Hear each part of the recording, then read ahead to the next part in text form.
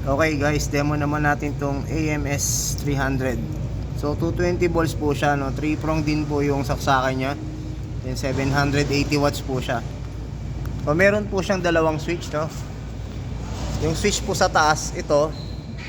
Pag pinindot natin, gagana na po yung ating blade. So separated po siya, no?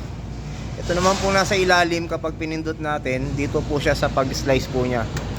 Yan. So automatic na po siya, no? So ganun lang po yung operation niya. Then sa thickness, same lang din po nung manual. So pakita po natin, ma-adjust. Ayan, ma-adjust po siya. So dito lang po pinipihit yan.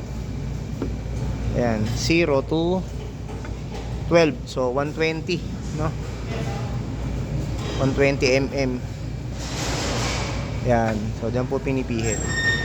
So ito na po yung sa pang-lock po niya, no? Yan, hihilahin, then babalik. So mabigat po siya, habang nababawasan po yung karne, bababa po ng bababa yan. So ganun lang po kadaling operation niya.